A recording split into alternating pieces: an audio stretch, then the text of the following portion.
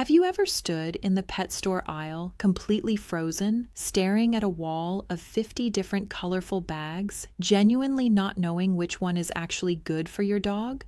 One bag has a wolf on the front, another screams grain-free or ancestral diet. Another promises farm-fresh exotic proteins like kangaroo or wild boar. So you spend $60, $70, sometimes $90 on what feels like the premium choice, carry it home, pour it into the bowl, and watch your dog wag their tail, thinking you've done right by them. But what if I told you that the pet food industry is, in many ways, a marketing machine designed to appeal to you, the human buyer, rather than actually nourish your dog? And what if the bag sitting in your kitchen right now contains ingredients linked to serious long-term health risks?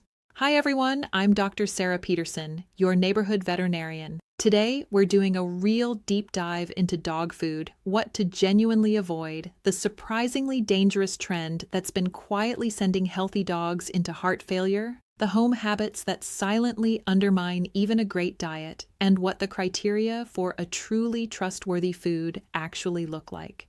Grab a cup of tea, pull out your dog's current food bag, and let's get into it together. Chapter 1. The Budget Bin Trap and its Hidden Red Flags.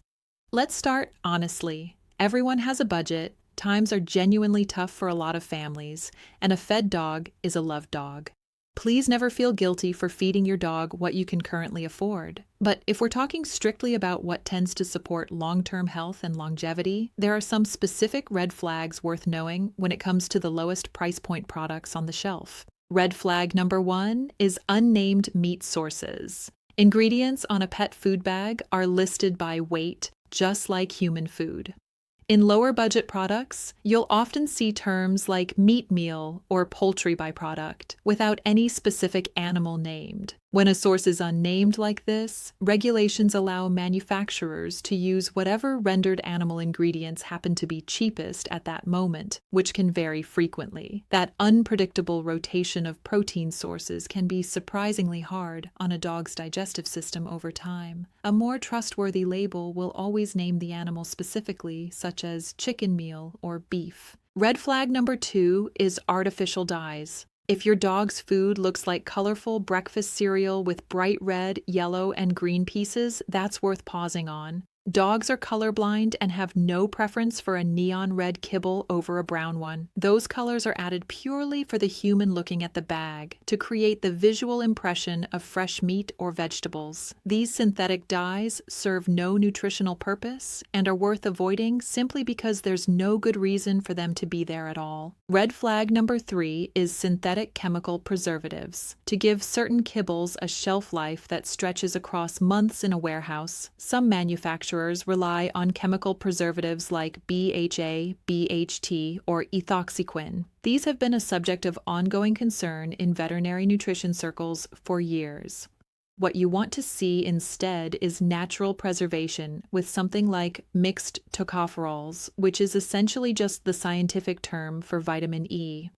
A simpler, more natural preservative list is a meaningful signal about overall product quality. Chapter 2. The Expensive Trap: Why Grain-Free and Boutique Diets Are More Risk Than Promise.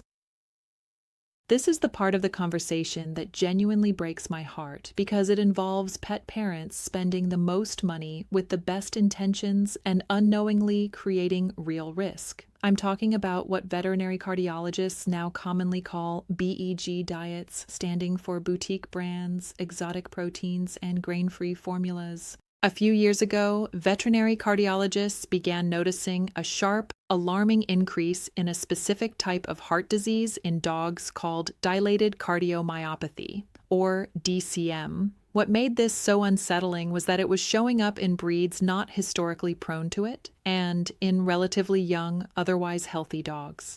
The one consistent thread across the majority of these cases was diet, specifically expensive, heavily marketed boutique, grain-free diets. The FDA released a formal investigation into the connection, and many of the brands appearing repeatedly in the data were the premium, aesthetically packaged products pet parents were paying top dollar for. Here's what likely underlies it. When grain-free diets removed traditional grains from their formulas, they had to use something to hold the kibble together structurally. Almost universally, the replacement was legumes, meaning peas, lentils, chickpeas, and potatoes in very high concentrations.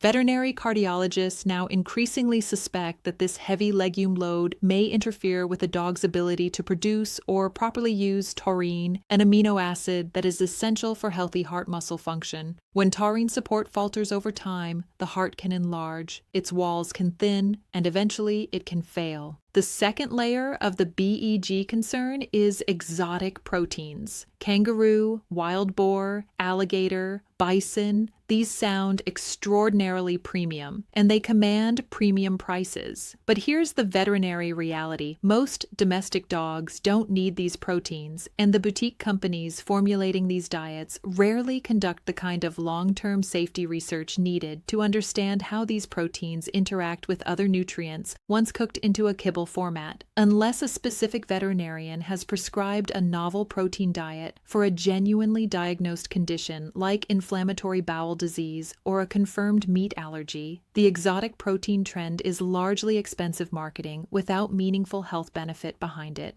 The grain-free myth itself is also worth addressing directly. About a decade ago, grain-free eating became a major wellness trend for humans, and pet food marketers followed immediately. The messaging became that grains were causing inflammation, allergies, and joint pain in dogs. Here's the actual veterinary science on that claim. True grain allergies in dogs are genuinely rare. When dogs do have food allergies, they're almost always reacting to the meat protein, typically chicken or beef, rather than the grain. Cooked grains like rice, oats, and barley are well tolerated and digestible for the vast majority of dogs. The grain-free marketing was aimed at your wellness instincts as a human, not at any documented need your dog actually has. Chapter 3. The Home Habits That Quietly Undermine Even a Good Diet. Beyond the food brand itself, there are a few extremely common habits that silently work against your dog's health, no matter what's in the bag. These are things I see in almost every household, and they matter more than most people realize. Mistake number 1 is overfeeding. I know this one is emotionally hard. Food is how we show love, and those big eyes looking up at you during dinner make it genuinely difficult to say no. But the science here is clear and consistent. Dogs maintained at a lean, healthy body weight live meaningfully longer on average than overweight dogs. Even a few extra pounds places daily cumulative strain on their joints, which predisposes them to painful arthritis, and it puts a significant ongoing load on the heart and liver. A useful, simple test is this. You should be able to feel your dog's ribs fairly easily when you run your hands along their sides without having to press hard, though you shouldn't be able to see them clearly with the naked eye. That's a reasonable indicator of a healthy weight to aim for. Mistake number 2 is pouring kibble directly into a plastic storage bin. This is one of the most common organizational habits I see, and it's genuinely worth changing. Kibble is coated in fats and oils that are important both for taste and for nutritional value. When you pour kibble directly into a plastic container, those fats gradually seep into the microscopic surface of the plastic over time. Even regular washing doesn't fully clear this out, and eventually those residual fats go rancid inside the bin walls. Each new bag of food you pour in gets contaminated by that rancid residue almost immediately, contributing to GI upset and quietly degrading the nutritional quality of what you're feeding. The simple fix? Leave the kibble inside its original bag, which is engineered specifically to protect freshness, and then place the whole sealed bag into the bin to keep it organized and pest-free. Mistake number 3 is not washing the bowl daily. I know that sounds basic, but it genuinely matters. A dog's saliva mixes with leftover food residue in the bowl every single day, and that combination becomes a meaningful breeding ground for bacteria and yeast. Washing food and water bowls daily with hot, soapy water is a simple 2-minute habit that quietly supports gut health and immune function over the long run. Chapter 4. What makes a truly trustworthy dog food? So after all of that, what should you actually be looking for?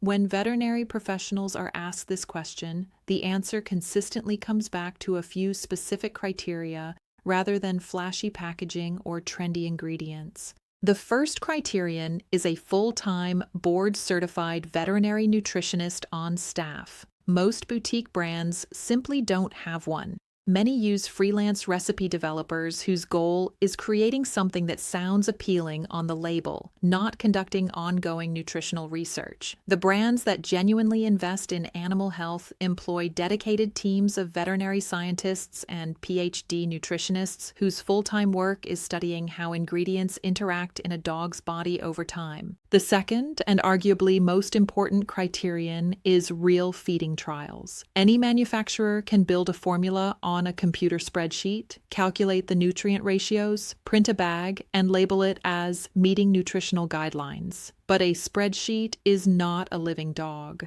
The most trustworthy manufacturers actually conduct AAFCO feeding trials, meaning they feed the diet to real dogs over extended periods while continuously monitoring blood work, heart health, organ function, and overall well-being. This process is expensive and time-consuming, which is exactly why many cheaper and boutique brands skip it entirely. A food that has been tested on actual animals over time, with health outcomes tracked, is meaningfully more reliable than one formulated mathematically on paper. The third criterion is rigorous, end-to-end quality control. Many boutique brands don't even own their own manufacturing facilities. Their products are made in large co-packing plants alongside dozens of other brands, which dramatically increases the risk of cross-contamination. Manufacturers that own and operate their own dedicated plants and that test both incoming raw ingredients and finished products for pathogens and toxins before anything ships offer a fundamentally different level of safety assurance. The brands that consistently meet all three of these criteria, the ones built on decades of peer-reviewed nutritional research, proprietary manufacturing, and full-time veterinary science teams, tend to be names that look less glamorous on the shelf compared to the boutique alternatives. Purina Pro Plan, Hill's Science Diet, Royal Canin, Eukanuba, and IAMS. These aren't exciting names. They don't have wolves on the packaging or promise exotic proteins from the ocean floor, but they are the names that show up repeatedly when the veterinary and nutritional science community is asked what they would actually feed their own pets. Chapter 5. Making the switch safely and moving forward. If you've been feeding something from the red flag category and you're feeling that familiar pit in your stomach right now, please take a breath. We do not do guilt here. You've been doing your best with the information you had, and the fact that you've spent time watching something like this says everything about how much you care. Now that you have better information, you can make a better choice going forward, and that's all any of us can do. If you decide to transition to a different food, the single most important thing is to go slowly. Even upgrading to the highest quality food in the world can cause digestive upset if the switch happens too fast, simply because a dog's gut needs time to adjust to a new protein and ingredient profile. A safe transition typically looks like this. Spend about 7 to 10 days gradually mixing the new food with the old, starting with roughly 3/4 old food and 1/4 new, and slowly shifting that ratio day by day until you've fully transitioned. Any diarrhea or stomach upset during the process usually resolves on its own if you slow the transition pace down a little further. And beyond the bag, remember what we talked about in Chapter 3. Even the best food in the world is undermined by a dirty bowl, a contaminated storage bin, or a chronically overweight dog. Real nutrition is the whole picture: what's in the food, how it's stored, how much is given, and how clean the feeding environment is. Every single bowl you place down is an opportunity to fuel your dog's cells, support their organs, and quietly add healthy days to their life. The more that bowl is based on actual veterinary science rather than wellness marketing, the better those odds become. What brand are you currently feeding, and what kind of dog do you have? Tell me in the comments. I genuinely read every single one, and I'd love to hear your thoughts after watching this. If this video helped clarify something confusing for you today, please hit that like button and subscribe so you don't miss the next masterclass. Give your dog a big, loving scratch behind the ears for me. Stay curious, and I'll see you in the very next video.